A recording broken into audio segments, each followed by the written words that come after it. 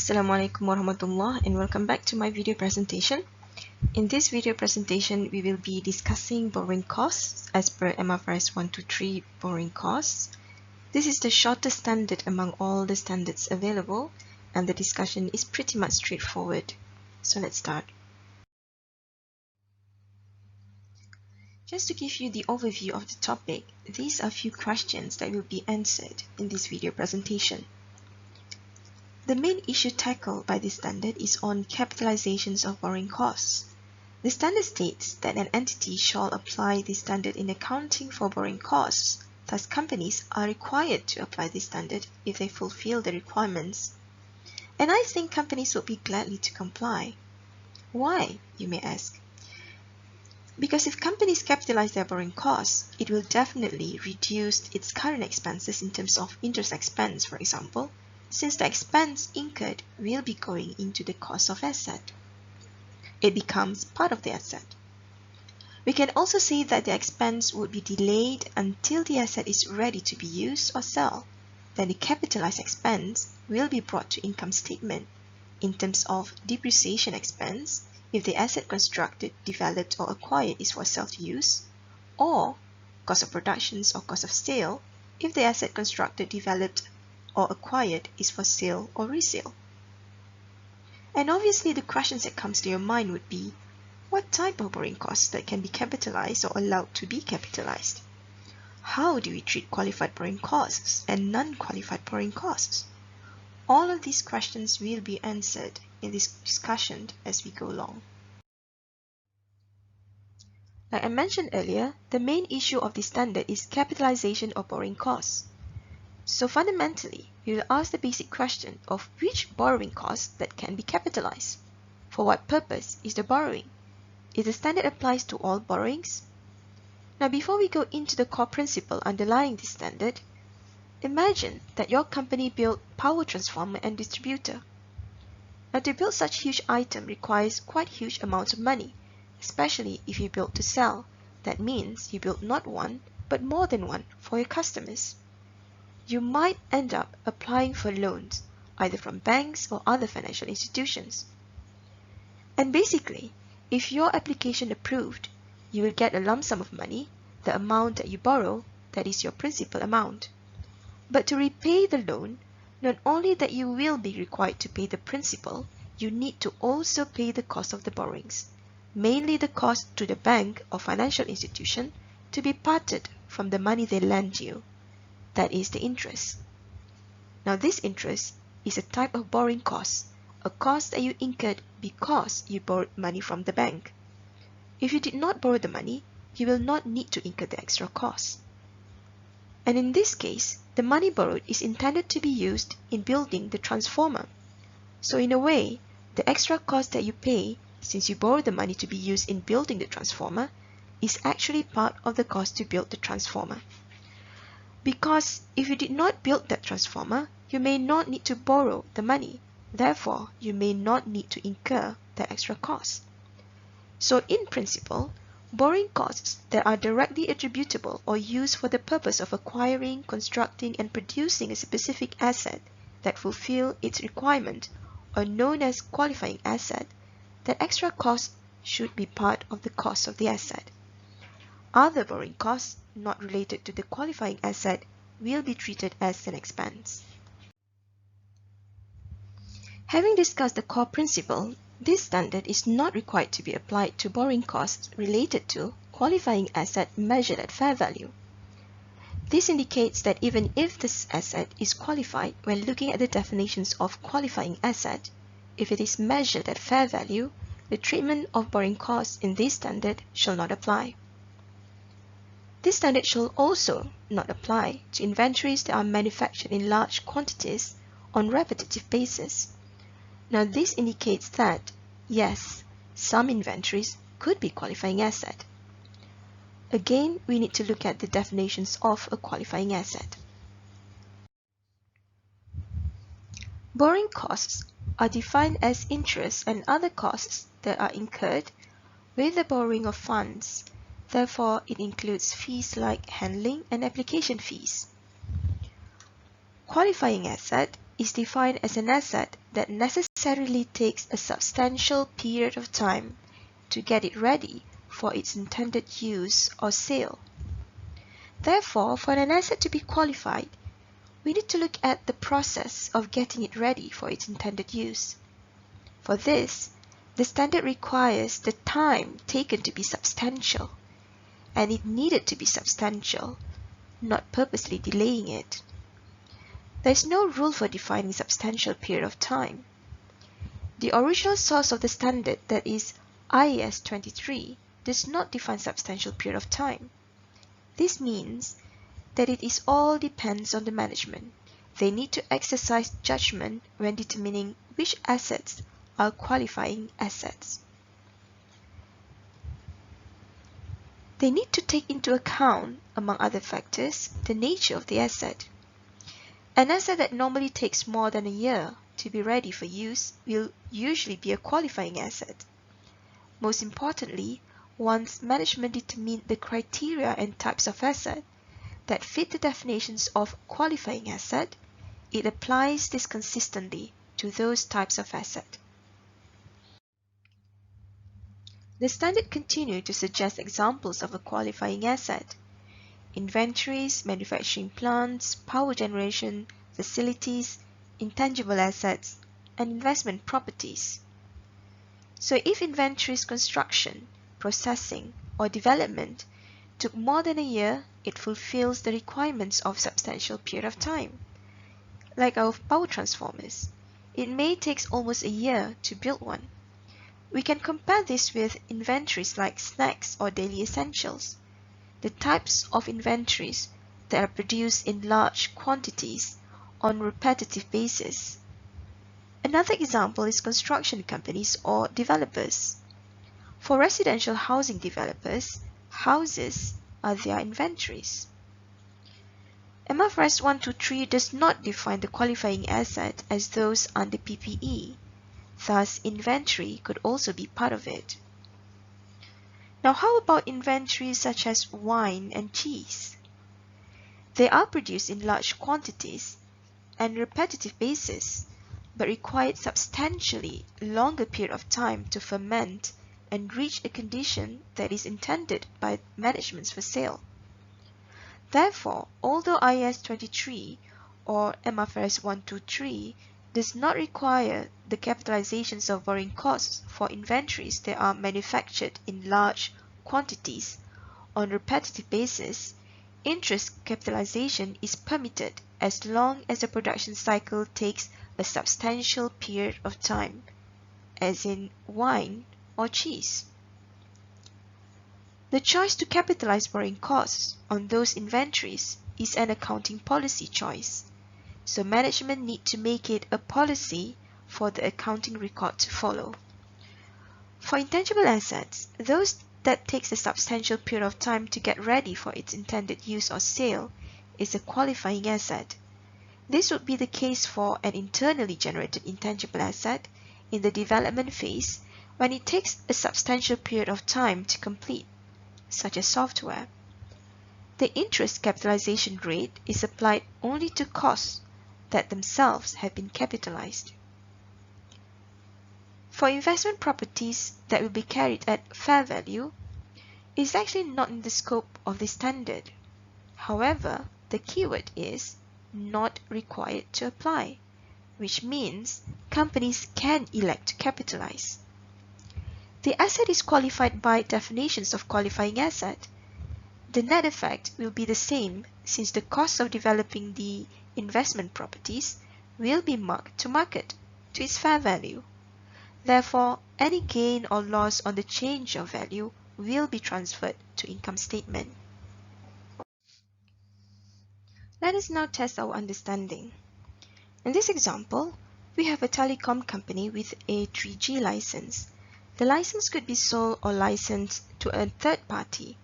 However, management intends to use it to operate a wireless network. Developments of the network only start when the license is acquired.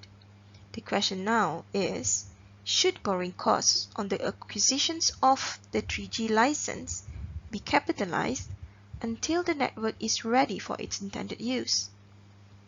What do you think? Could we capitalize it? The answer is yes. The company wants to develop a wireless network. That is its final intention. But without the license, it can never proceed with the development of the wireless network. Therefore, cost of acquiring the license is part of the entire plan to develop a wireless network. Though the license could be sold to a third party, that is not what the company's intention when it acquires it. So acquiring the license is the first step in development of the wireless network, and it should be part of the cost of the qualifying asset, the wireless network. Let us try another one. In this example, we have a real estate company that incurred expenses for acquiring a permit that would allow them to construct a specific building. The company also incurred expenses to acquire equipment that will be used for the constructions of various other buildings. The question is now, can the borrowing costs on the acquisitions of the permit and the equipment be capitalized until the construction of that specific building is complete? Please note that there are two different acquisitions here, the permit and the equipment. So can we capitalize the borrowing costs of both items or one of them?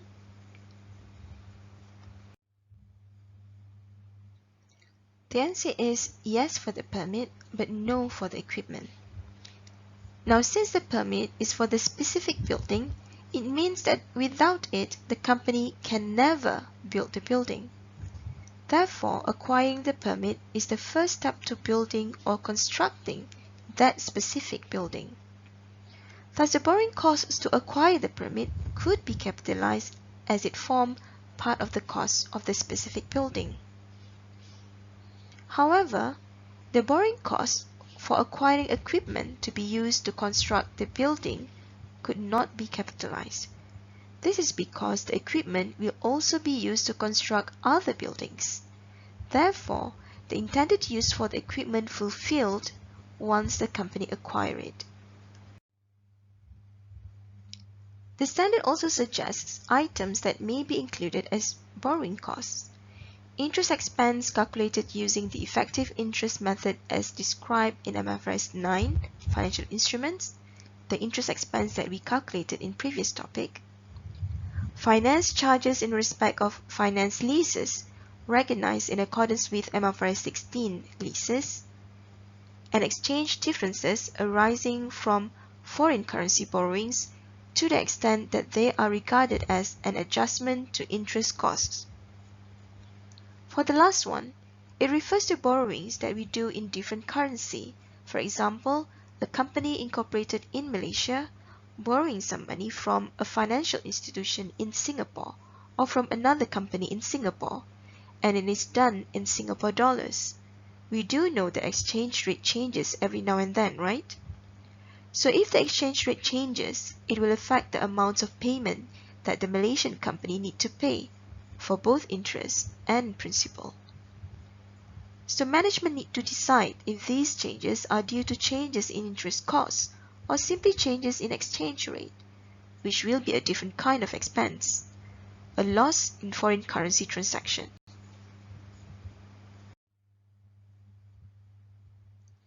We already know that any borrowing costs that need to be capitalized must be from borrowing that is directly related to the qualifying asset.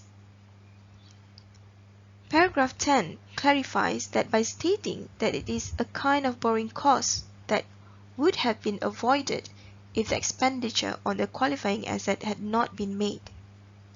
Simply means without that expenditure, the extra cost could be avoided or need not be incurred. Before we move on to calculating the capitalized borrowing costs or the eligible borrowing costs, let me first highlight to you that there are two types of borrowings under MFRS 123, specific borrowings and general borrowings. For specific borrowings, it means that 100% of the borrowings will be used for the expenditure of a specific asset. For example, the power transformer that we had earlier. If we borrow from banks an amount of 700,000 ringgit, and the entire amount is intended to be used for the expenditure of the power transformer only, then this is specific borrowing. For general borrowings, it means that the borrowings can be used for just anything, expenditure of any assets or any operational expenses.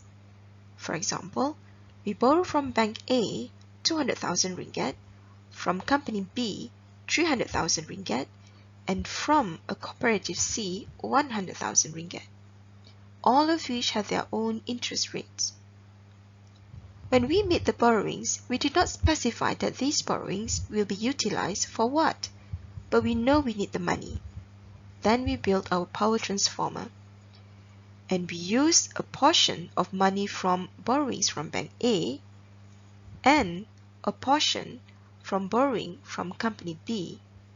Therefore, the power transformer is the qualifying asset, and the borrowing costs from Bank A and Company B can be capitalized.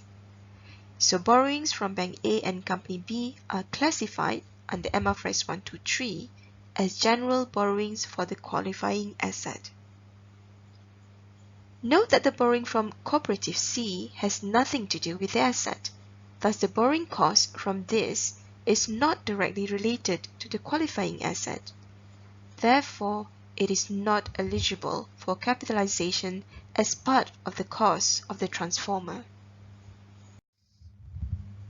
Now let us look at how we could determine the costs from the specific borrowings that we can capitalize. Paragraph 12 of the standard says that to the extent that an entity borrows funds specifically for the purpose of obtaining a qualifying asset, the entity shall determine the amount of borrowing costs eligible for capitalization as the actual borrowing costs incurred on that borrowing during the period, less any investment income on the temporary investment of those borrowings. This means, if we borrow a huge amount of money or any amount of money, we will not use the entire amount at one go.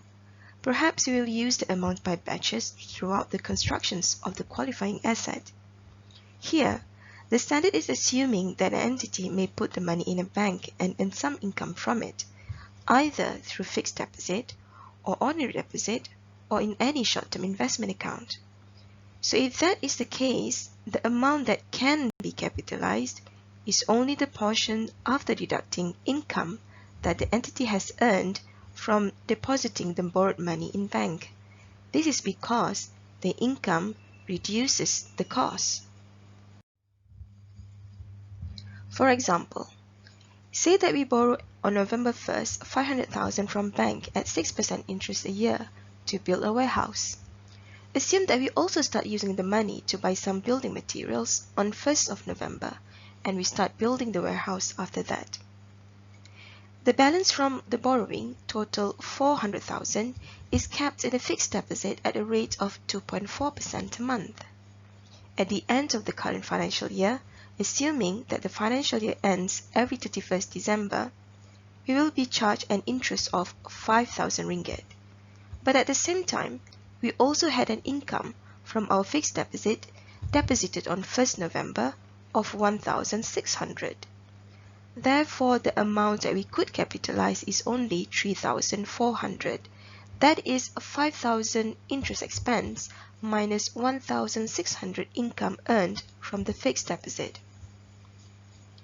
So instead of capitalizing the entire 5,000 ringgit of interest expense or the borrowing cost, we can only capitalize 3,400 ringgit, and the balance of 1,600 ringgit will be our interest expense.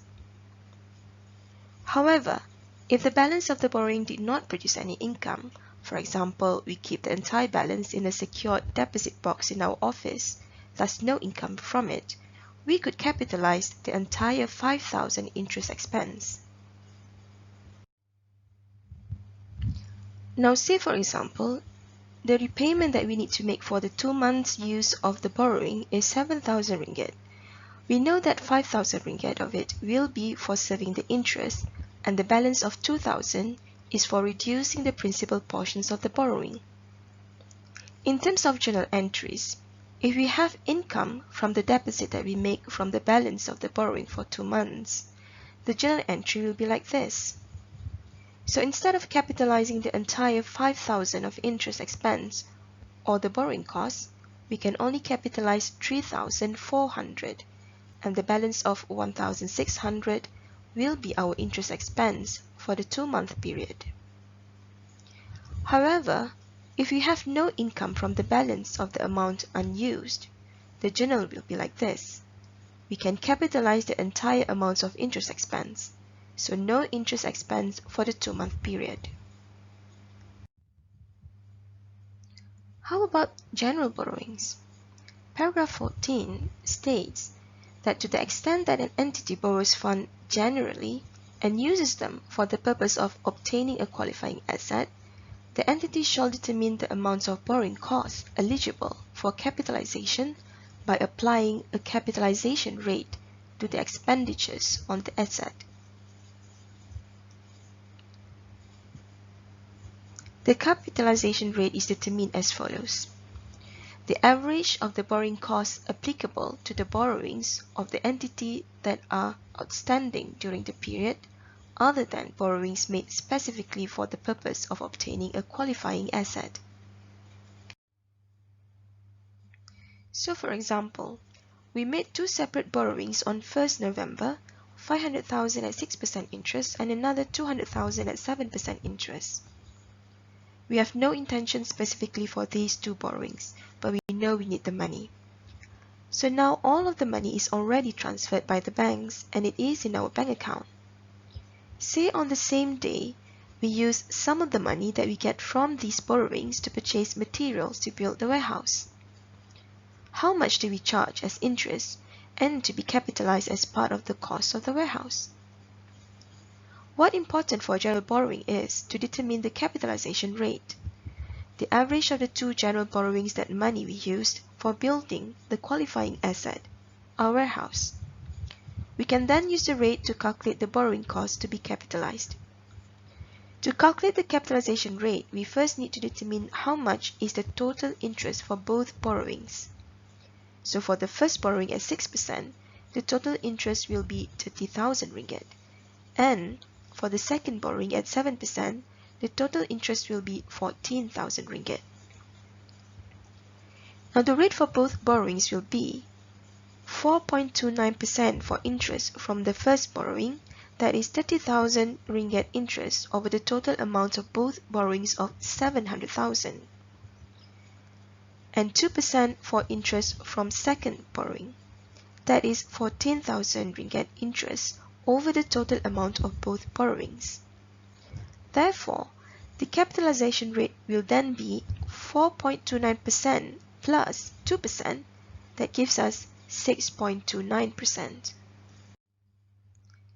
So with the capitalization rate of 6.29%, if we were to use an amount of 40,000 ringgit on the same day we get the money, that is 1st November, the interest at the end of the 2-month period that can be capitalized will be 419. The total amount of interest, regardless of the capitalization, is approximately 7,333. Now assume that we need to pay banks in total of 8,500 for both borrowings. The journal entry will be like this. Credit bank account with the total amount that need to be paid to the banks of 8,500. Debit warehouse account 419 ringgit. Debit interest expense account 6,914 ringgit. And debit bank loans account 1,167 ringgit. Note that bank loans accounts could have been separated. Here, I simply show you in total for simplicity purpose. Note also that all figures in these examples are simplified. A much accurate figures would be the one we determine by the amortized cost table, as we discussed in previous topic. The standard further highlights that the total amount capitalized must not exceed the amount of borrowing costs incurred for the period, which is logical, because we can never capitalize more than what we incurred. So in summary, for general borrowings, make sure that we apply the capitalization rate to the amount used to get to the amount that can be capitalized.